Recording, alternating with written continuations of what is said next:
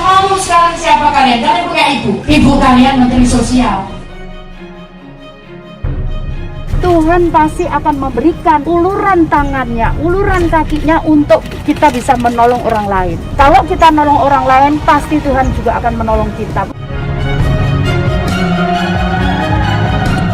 Halo, Assalamualaikum.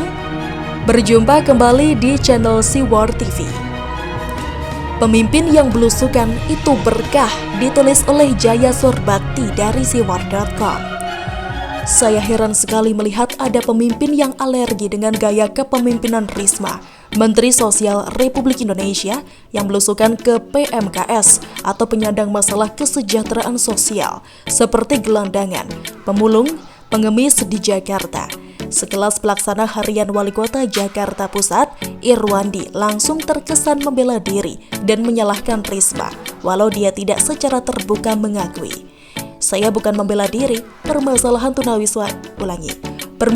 tunawisma itu bukan di Jakarta saja, ke Surabaya deh, ke Medan, di Bandung, ada nggak kota besar yang enggak ada manusia gerobak, katanya. Lebih parah lagi, respon dari Ketua Komisi A DPRD DKI Jakarta, Mujiono.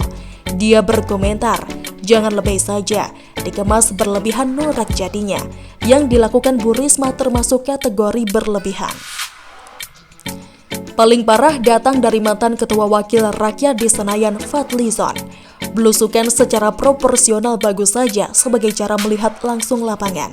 Tapi kalau kecanduan belusukan harus diperiksa, jangan-jangan gangguan gila pencitraan, ujarnya dalam akun Twitternya. Entah mengapa respon sosok pemimpin-pemimpin ini seperti anti dengan tipe kepemimpinan yang belusukan. Padahal pemimpin yang mau belusukan itu berkah loh. Itu menunjukkan dia menanggung jawabi mandat yang diberikan kepadanya. Ia sebagai pemimpin menjadi tahu dengan pasti apa-apa saja problematika yang ada di warganya, masyarakat yang ditanggung jawabinya. Ia mendengarkan langsung dari sumbernya, bukan katanya, kata data, kata survei. Tidak ada kata lebay atau berlebihan untuk berinteraksi dengan rakyat. Tidak salah juga kalau belusukan dilakukan secara terus-menerus. Bukankah pemimpin yang baik adalah pemimpin yang bisa merasakan tidur di rumah warganya yang paling miskin, bisa merasakan lapar bersama warganya yang paling kelaparan, dan itu hanya bisa dirasakan oleh pemimpin yang terus-menerus berinteraksi dengan rakyatnya. Jadi, kontinuitas itu penting agar tidak ada yang terlewatkan, dan solusinya bisa diberikan secara proporsional dan efektif. Justru sifat kepemimpinan ngantoran yang waktu kerjanya dihabiskan sebagian besar di kantor, selamanya tidak akan pernah merasakan apa sebenarnya permasalahan yang ada di bawah. Mereka kebanyakan membuat keputusan berdasarkan masukan-masukan saja, dugaan-dugaan saja, bahkan kadang hanya berdasarkan teori-teori saja.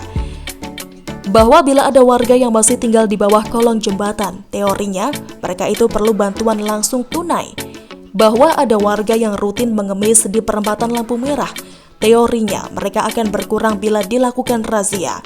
Bahwa banyak gelandangan yang tidur di depan toko-toko warga lainnya, teorinya warga sebaiknya memasang CCTV agar tidak terjadi tindakan kriminal. Maka pemimpin yang seperti ini tidak akan pernah dapat menyelesaikan persoalan warga sampai ke akarnya. Biasanya mereka hanya akan melihat bagus di luarnya saja, padahal isi kotanya kacau balau, penuh ketidakseimbangan. Jalan protokol kotanya akan terlihat mewah, namun berbanding terbalik dengan gang-gang sempit yang penuh dengan jamban yang pembuangannya langsung ke kali. Gedung-gedung di pusat kotanya akan terlihat megah, berbanding terbalik dengan atap-atap rumah warga di pinggiran yang setiap musim hujan harus sejajar dengan air.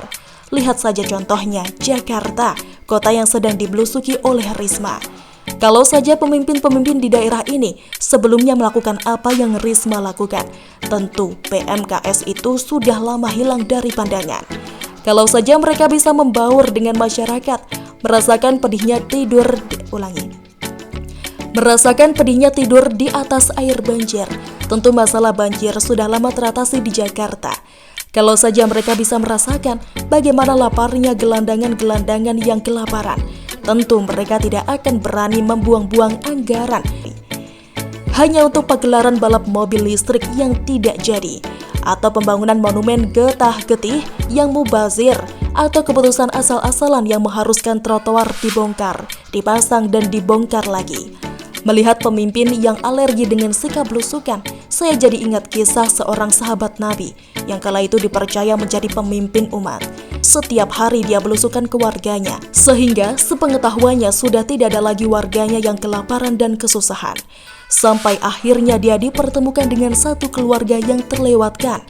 Maka dengan penuh rasa takut, sambil menangis, dia langsung pulang ke rumah, mengambil sekarung bahan makanan dan seember daging, lalu dipanggul sendiri olehnya untuk dibawa ke keluarga miskin tersebut. Warga lain yang melihat tidak tega, pemimpinnya memanggul barang, menawarkan diri untuk memikul bahan makanan itu. Tapi apa jawab sahabat? Apakah engkau mau memikul dosaku kelak di hari kiamat? Bagaimana menurut Anda? Silahkan tulis komen Anda di kolom komentar. Jangan lupa untuk like, subscribe, dan share. Siwar TV pamit. Sampai jumpa. Wassalamualaikum warahmatullahi wabarakatuh. Ya Pak ya, nanti Bapak tetap bisa mulung, cari tulungan. Saya bantu cari kerjaan ya, supaya bisa makan, supaya bisa tidur, nggak kehujanan ya Pak ya. Mungkin ada yang nggak bisa makan, mungkin nggak bisa tidur, saya harus tangani itu. Jadi saya mungkin mutar. Sekali lagi saya pengen bahwa dengan uang yang itu kita bisa bantu lebih banyak lagi. Itu saja tujuan saya.